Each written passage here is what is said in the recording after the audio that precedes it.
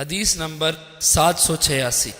حضرت ابو ہریرہ رضی اللہ عنہ سے مروی ہے، نبی اکرم صلی اللہ علیہ وسلم نے فرمایا، قرات کے بغیر نماز نہیں۔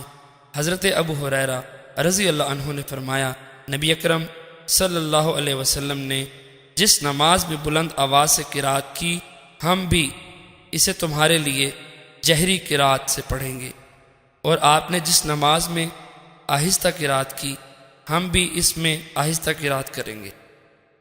حدیث نمبر 787۔ حضرت ابو ہریرہ رضی اللہ عنہ سے مروی ہے، فرماتے ہیں، ہم تمام نماز میں قرات کرتے ہیں، بس جو قرات نبی اکرم صلی اللہ علیہ وسلم نے ہمیں سنا کر پڑھی، ہم بھی تمہیں سنائیں گے، اور جو ہم سے پوشیدہ رکھی آہستہ قرات کی، ہم بھی تم سے چھپائیں گے۔ اس شخص نے پوچھا اگر میں سورہ فاتحہ سے زیادہ نہ پڑھوں تو؟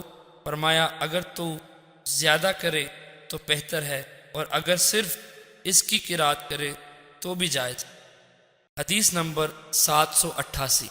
ایک اور سند کے ساتھ حضرت ابو ہریرہ رضی اللہ عنہ سے مروی ہے، فرماتے ہیں، تمام نماز میں قرات ہے، پس جہاں رسول اکرم صلی اللہ علیہ وسلم نے ہمیں سنا کر قرات فرمائی، ہم بھی تمہیں سنائیں گے، اور جہاں آپ نے ہم سے قرات کو پوشیدہ رکھا، ہم بھی تم سے پوشیدہ رکھیں گے۔ جس نے سورہ فاتحہ پڑھی اور وہ اس کے لیے کافی ہے، اور جس نے اضافہ کیا تو یہ افضل ہے۔ حدیث نمبر 789۔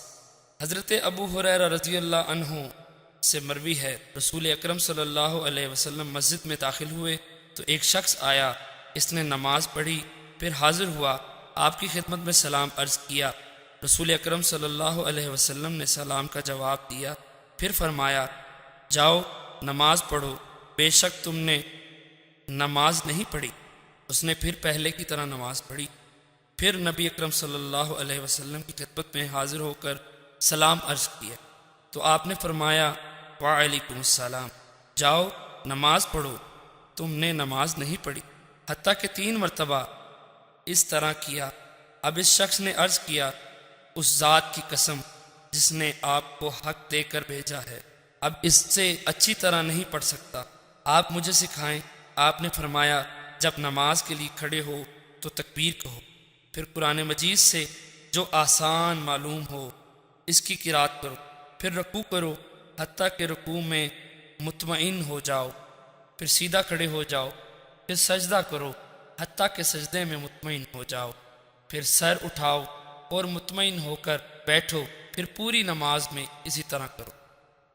حدیث نمبر 790۔ حضرت ابو ہریرہ رضی اللہ عنہ سے مروی ہے کہ ایک شخص نے مسجد میں داخل ہو کر نماز پڑھی، اور رسول اکرم صلی اللہ علیہ وسلم مسجد کے ایک کونے میں تھے۔ اس کے بعد پہلی روایت کی طرح ہے، البتہ یہ اضافہ ہے کہ جب نماز کا ارادہ کرو تو کامل وضو کرو، پھر قبلہ رخ ہو کر تکبیر کہو۔